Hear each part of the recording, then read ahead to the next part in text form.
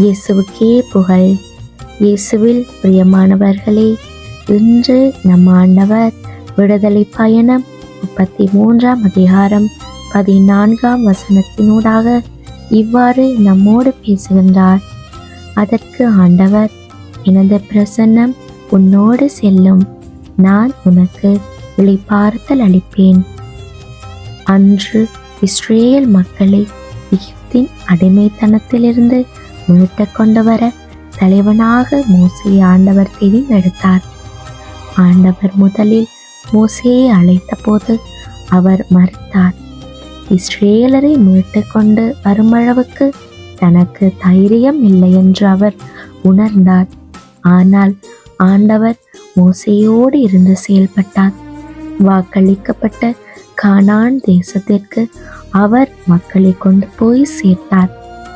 ஆம் பிரியமானவர்களே, நாமும் எங்களுடைய வாழ்க்கையில பல விடயங்களை செய்வதற்கு ஆசைப்படுவோம்.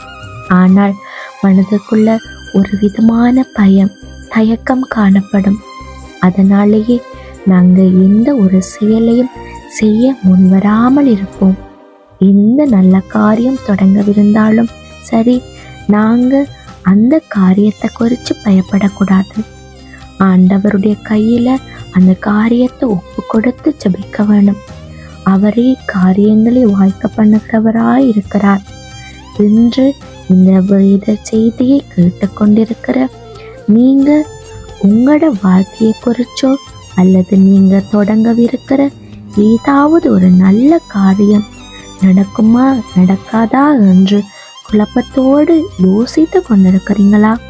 உங்களை பார்த்துதான் ஆண்டவர் இந்த வார்த்தையை கூறுகிறார், எனது பிரசன்னம் உன்னோடு செல்லும், நான் உனக்கு ஆறுதல் அளிப்பேன் என்று. ஆம் பிரியமானவர்களே, இந்த வார்த்தையை குறித்து நாங்கள் ஆழமாக ஜெபம் செய்வோம். அவருடைய பிரசன்னத்தை நாம் எப்போதும் உணர்ந்து கொள்ள வேண்டி ஆண்டவரை தொடர்ந்து மன்றாடுவோம். ஆமேன்.